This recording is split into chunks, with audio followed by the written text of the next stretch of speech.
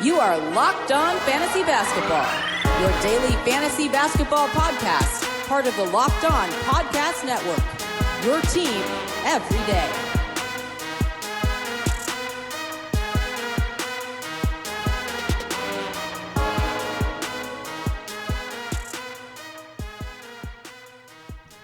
Hello and welcome to the Locked On Fantasy Basketball podcast brought to you by Basketball Monster. My name is Josh Lloyd and I am the lead fantasy analyst at basketballmonster.com and at Yahoo Sports Australia. And you can find me as always on Twitter at redrock_bball and on Instagram at Locked On Fantasy Basketball. What I'm doing in today's show is I thought it'd be a good idea to reach out to people that I know that play fantasy basketball and love the NBA but come from other fields to talk about why they are into it, what they love about the NBA, what they love about the game. So Michael Bolton. Let's get to it. All right, fantastic. So today I am joined in the first one of these shows by the 2016 AFL Premiership captain of the Western Bulldogs, a legend of the club, Easton Wood. Joins me. Easton, welcome to the show. Thanks a lot for having me, Josh. I've been listening for a long time, and your advice has helped me get to the top three in my leagues for a long time now. So, yeah, nice to be on the show. It's fantastic to have you on. Of course, people who listen to this show know that I am a lifelong Western Bulldogs fan, as is my parents and their parents and their parents, and basically since the club started back in the late 1800s, we've been following them. Had relatives play for the club back in the day as well, so we've always been supporting the club, and it's just great to have Easton on here. But Easton, I want to talk NBA with you here first. Why did you get into the NBA? Well, I mean, I guess I played basketball as a kid growing up in the country, but I don't remember the NBA ever being on TV, so it took a very long time before I was introduced to that. And it was actually through a couple of my housemates, actually an ex-Western Bulldogs player, Ace Cordy. He was a big basketball fan, and we were just playing NBA 2K on the couch back when that was 2K11, so that's a long time ago. But kind of introduced through that, fell in love with that, and then he was playing fantasy, so I got on board with that and was no good at it. But then obviously discovered your podcast along the line and got a lot better. So I know that the NBA is popular right across the AFL. And for those of you in America who don't know, the AFL is the Australian Football League. We'll talk a little bit more about that league later on. I know it is massively popular across the entire league, but it seems to me, and maybe this is just because of my bias, that it is more so popular at the Bulldogs. I saw a bunch of stuff, and actually last night I made my girlfriend watch the 2016 documentary The Outsiders because we're watching sports docs. So you got to watch this. And I saw one of the clips in there where everybody was wearing an NBA jersey. I don't know if you guys had an NBA day. Even Bevo was wearing like a Clippers hat. Everyone had a jersey on. Like, for a start off, what was the story with that? Was that just a specific your NBA day?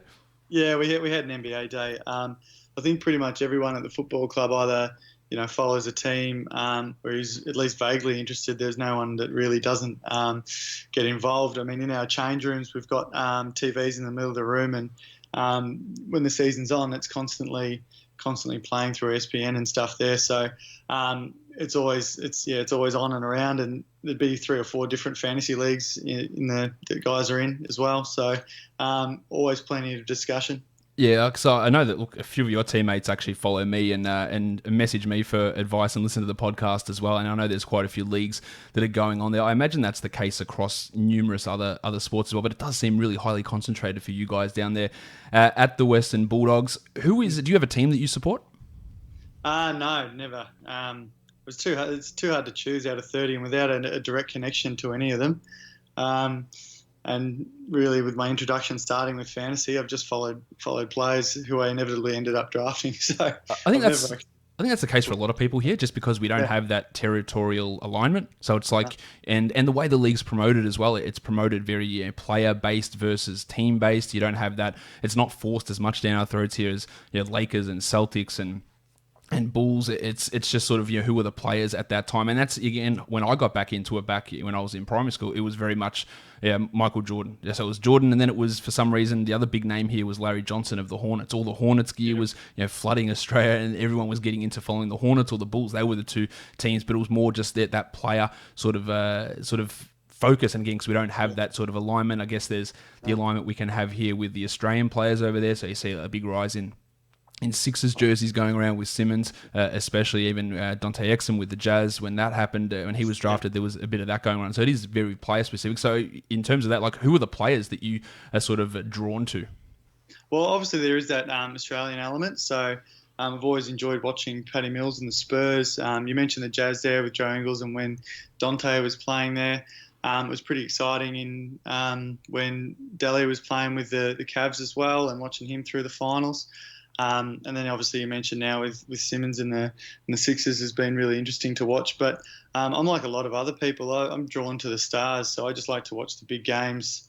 If I'm going to sit down and actually watch a game, it's probably going to be one of those big games, whether it's the Lakers and the Clippers or watching Giannis and the Bucks. So pretty keen on just watching the best guys go at it. Yeah, I think that's the case for a lot of people here as well. Is just watching the best in the world do what they need to do, and that's what's. When I started watching it, we'd get one day a week, an hour on a Saturday morning, so you'd get those highlights of Jordan, of Barkley, of Pippen, those sort of guys pushed in, and that sort of progressed. We obviously get a lot more coverage down here now than what we did back in the early 90s. A lot of has changed since then in terms of how the league is covered down here in Australia. So do you follow a team? Like, because you had the Bulls and the Hornets and stuff growing up, did you follow them, or I followed the Bulls too hard now that you can't actually follow someone? Yeah, I followed the Bulls back then, and my brother was the Hornets, so that was it. So these are the two teams. One of us was the Bulls, one of us was the Hornets, so we followed them back when that came out. And ever since I have started covering the league, it is hard you can't really focus on one team. You've got to sort of put that aside and look at the league as a whole and try and plus. The Bulls and their piss poor decision making has made it pretty easy to say, you know what, I can't really focus too much. Oh my god, it just you can't really focus on that sort of stuff. Otherwise, it would drive you insane as you're trying to provide even sort of a commentary across the NBA. Yeah. How many fantasy basketball leagues you in? Just the two. I've got one that I run. I'm the commissioner of at the footy club, and there's a few random guys in that as well with. Just a few of my mates from outside, and then I'm just in another one through another friend. And so how are you going in them so far in this season? Well, who knows what's happening with the rest of the season, but how are you placed at the moment? Well, we took your advice in the league that I'm running in terms of getting the playoffs to start early. So we were in the first round of the playoffs. Yep. And I was playing off with Jack McRae, who was sitting on the top of the tables, and I was fourth. So. I played him the week before and he'd given me a touch-up, so it wasn't looking good. Okay, so we'll see how that would have panned out. But there's maybe the cancellation has been good for me. There you go. You can get a little bit of the pride back in not having to go down in that first week of the finals. I know Jack is a listener to this podcast as well, so it's interesting you two guys going up against each other in that first round. Yeah, it doesn't surprise me that he listens. We always make the same moves. I don't want to out too many of the people who do listen, but there's about 5 or 6 that I know listen to the show that you're probably all together in that same league. Yeah, it wouldn't surprise me. Now, when we talk about the NBA, like, do you see as a professional athlete yourself, like, what sort of parallels can you see, or what things do you see, like, in terms of the way the NBA goes about it, where you go, well, that's different to what I would do, or wow, I can't believe they do that? Like, is there any things that you see that's very similar, or I can't believe they're doing that either a positive or a negative way? One thing that jumps out in terms of just wow, I can't kind of believe it, and I know it's been a bugbear of yours. The way that when you've spoken about is how they manage hamstring injury. I had this on my notes to ask you about. I can't believe it. I'm staggered by it as well. I know they don't. The court's not big enough for them to get to top speed, but they're still accelerating and changing direction and cutting at maximum velocity and that kind of thing. So, for me, for people listening who don't know, I've had 13, 14 hamstring strains across my career so far. And every time that I've done one of those, it's a minimum, 3 weeks before you come back and play. And at best case, that's, 2 weeks before you're hitting top speed kind of thing. And that's on the rare end of it. But these guys are, sometimes not even having a week off. Sometimes they don't even have a game off. It's like one day. It's like, oh, yeah, we'll ease them through it. It's mind-blowing. I honestly can't get my head around that, whether it's just because they think they don't have as much load, or they must have.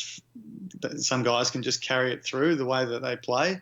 But for a game that's so explosive, and the guys that are so athletic, it blows my mind how they can do that. Well, we've seen a couple of cases already this season. Like Mike Conley had a hamstring issue, came back, and it went again. And Marc Gasol had a hamstring issue, he came back, and then it went again. Like these are guys on the older end of the spectrum, but this is the sort of thing that I've been talking about. And even Klay Thompson with his ACL, it's not a hamstring injury, but he hurt his hamstring. He missed one game in the finals, and then overcompensation's an issue, and then the ACL goes. And I can't say that that's 100% linked, but you also can't rule it out. No, exactly. You're right. So, I just don't understand that. And that was something else, because I knew you'd had that history of the hamstring injury. So I wanted to talk to you about it, to see that, because sometimes I feel like I'm crazy talking about it, saying, what would I know? I'm not a doctor, I'm not in the changes. But it just comes off as really wild. And again, watching that documentary last night, speaking of Jack, and they were talking about how he hurt his hamstring in that game in 2016 against Geelong. Yeah. So it's like an 8-week injury, and then he came back in 5 weeks. Like, I'm not sure he's going to make it. Like, it's 5 weeks. These guys are coming back in a day, and we're like, it's 5 weeks. I'm not sure if he's going to be okay. Yeah, well, that's it. And like with our game, with how physical it is, and the NBA players are the same in terms of they play with injuries all the time. But I mean, we play with injuries all the time. Guys playing with broken ribs or ligaments gone in their ankles or whatever it is. But the one thing that they don't take risks with is soft tissue stuff. They're always on that conservative end because of the risk of relapse and the reoccurrence. If you do a 2-week hamstring and you come back in 1 week and you re-aggravate it, you're going to miss the next 3 weeks straight away. So that is kind of how I suppose our medical staff look at it, and why they're always on what seems, compared to the NBA, the more conservative approach. When you hear about, you talk about all those injuries that we don't necessarily hear about, it's a common thing in sports at the end of the season, like 20 players go in for surgery, that we don't hear about injuries during the year. So is that something that frustrates you from a athlete point of view, to hear media talking about players whose form might not be right, but that they're dealing with a crack in their ankle, a busted rib, a fractured vertebrae, whatever it is? Is that sort of a bother to you, that that if you're not sitting at 100%, like, then your performance, your health isn't 100%, your performance is down? Because that is something that I notice. I do have criticisms of players, but you also know that if there's something not right, then they can be 2% off, and it has a real impact on everything they do. Yeah, it is a frustration. It's more just something that you learn over your career that you just have to accept. And players take a lot of pride in their ability to play through injury, and they take, and myself included, take a lot of pride of, if you declare yourself fit to play, then you're fair game. And you take that responsibility. If you go out on the field and say, look, I'm right, and I'm going to give everything I can to perform as best I can, you just kind of have to cop the criticism on the chin and hope that you haven't made the wrong call, and that your medical department are looking after you and controlling it well enough that you're not going to do yourself long-term significant damage. Has there been an instance in your career where you've been, like, no, I'm fine to go, and you've been, in the end, grateful that the medical staff have said, no, come on, Woody, like, you can't go out and play this week, we've got to hold you back? And then you've looked back at it and gone, well, that was probably the right call, but in the heat of the moment, you're like, no, let me get back out there? Yeah, early days in my career when I had no idea about hamstring injuries.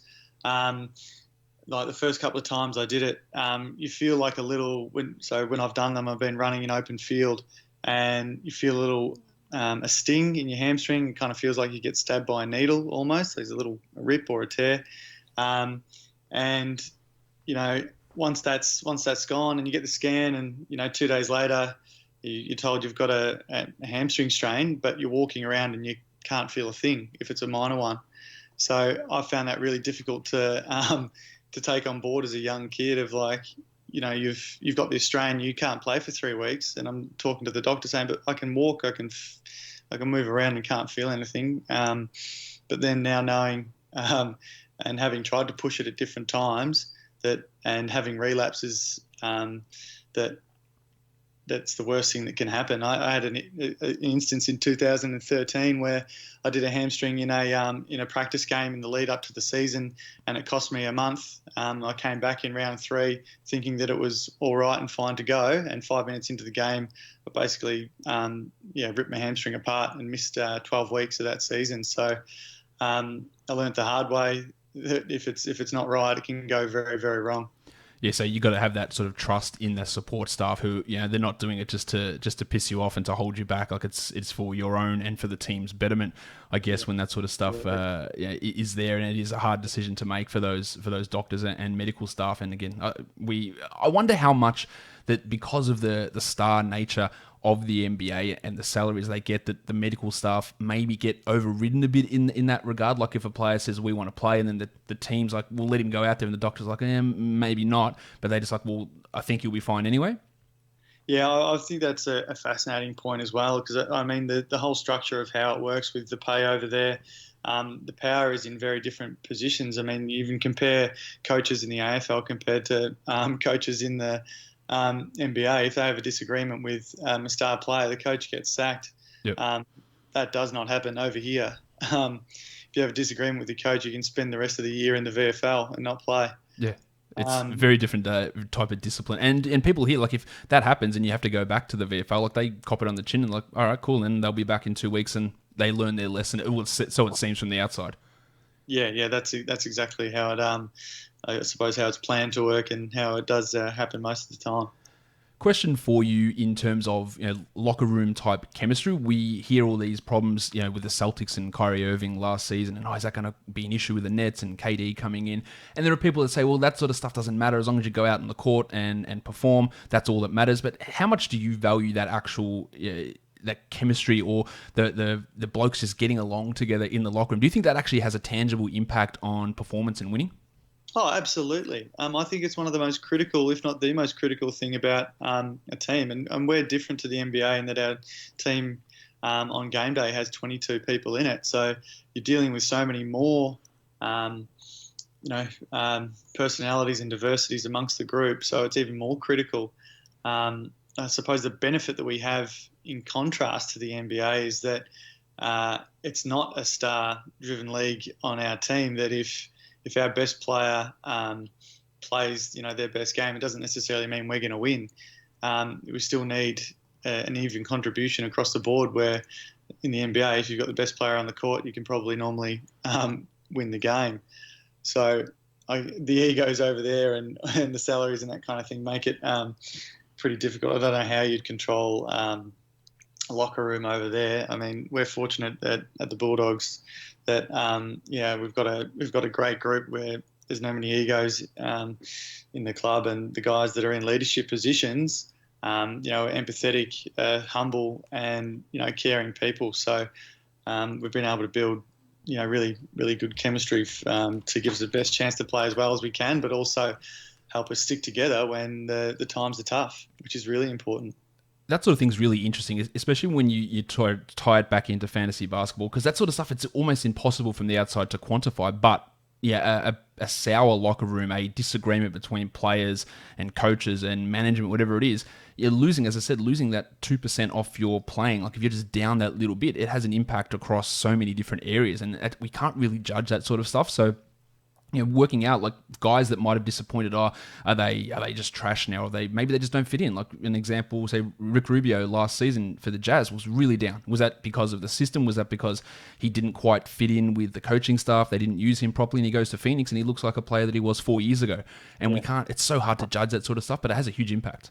Yeah, it absolutely does. Even I've had different spikes in form with different coaches and different groups, and that's the same across all competitions, all sports. That if you're happy and your coaches put you in a position to thrive, then you're going to be able to play and perform at your absolute best. But if there are barriers to that, if there's infighting, if there's uncertainty in the team, if you're not able to play with a lot of freedom from the coach, that they're too micromanaging, and their game style doesn't suit what your strengths are, it's going to be very difficult for you to perform at a level that reflects your best. I think that might be something that's even happening with Joe Ingles this season in Utah, like just forced into a different role with Conley arriving and just not really feeling that, even though the minutes might be the same and he's playing that same, and back into the same role as last season, it's just not exactly the same, and it's impacting quite a bit of his overall performance. I've had a few people, Easton, ask me, like in this hiatus in the NBA, people looking for sports to follow. So numerous people said, can you explain to us about the AFL. Now, I know that's going to be hard to sort of bring that out in a couple of minutes here, but for reference to people, an AFL field is 180 metres long, usual, around that mark, and about 100 metres wide. We have 18 players per team on the field. What else would an American want to know, do you think, about the AFL if they were going to start watching it, if our games even go ahead, which we'll talk about that in a second, because they are scheduled to start in a couple of days' time. What would be the key things for someone who's never seen the game to know about it? I think the biggest draw card, I think, is that the game is full contact, and full contact from 360 degrees. So if you have the ball, you can get tackled from any position, whether it's your front, your side, or your back. The game goes for 2 hours. So we have this incredible balance of having to be aerobically fit, but having to be fast and powerful to be able to win and contest for the ball. And doing all that with no physical protection. So unlike the NFL, we don't wear any protective gear. Yet it's full contact the entirety of the game. I think the most spectacular parts of the game are high marking, so guys can jump on each other's shoulders to mark the ball. That's pretty spectacular. And when guys can get the ball and break through packs and break through tackles, all those huge hits that we see from week to week and game to game is what keeps people coming back. Yeah, I think that's absolutely right. It's just the physicality plus the athleticism about it. And I don't think people understand the amount of running that goes in. Like, you'd have more access to those sort of numbers, but like, what sort of distance would you cover in a game? I'd average around 15 kilometres a game. And that's crazy. Yeah, and I'm an average runner. So some guys, if they're playing on the wing or in the midfield, can get up to that 18K a game mark. It depends with how much game time you have, but I'd be anywhere between 15 and probably lowest 12Ks a game.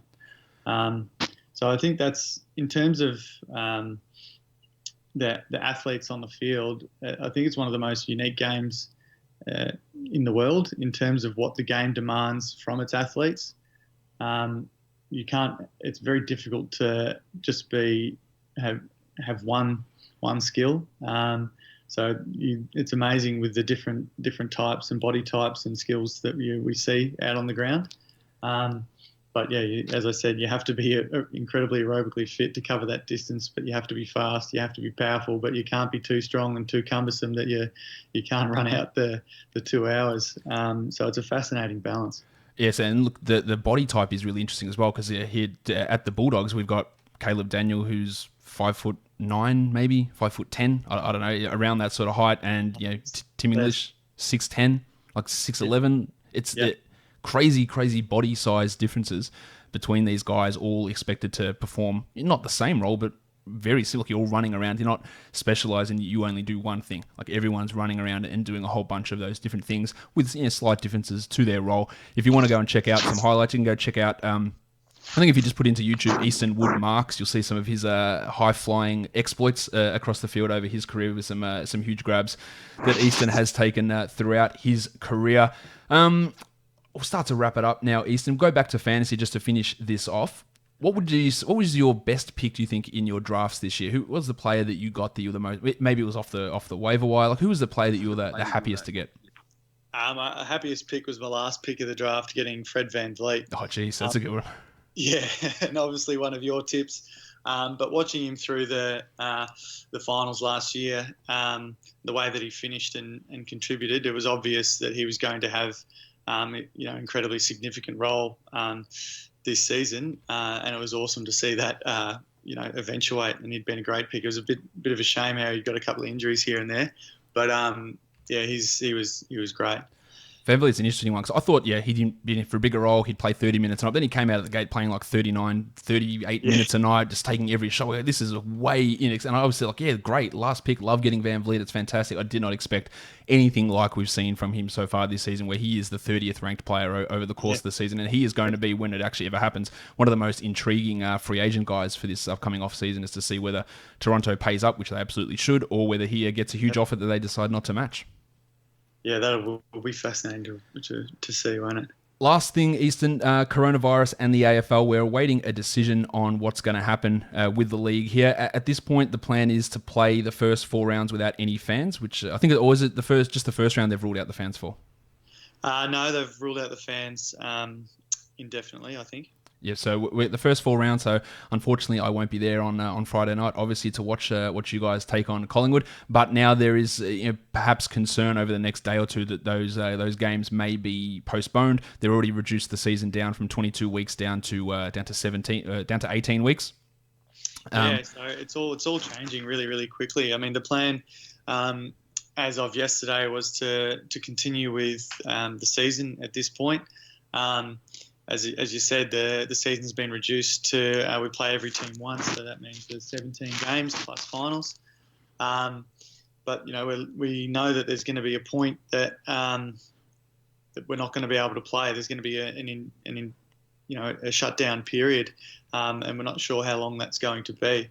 So obviously, with that reduction from the 22 games to 17, that's a massive hit to the industry. So the AFL and the Players Association and the players, we're all pretty keen to make sure we can, at least fulfil that 17-game season and get that away. And we're looking at obviously a whole range of options to be able to make sure that we complete that.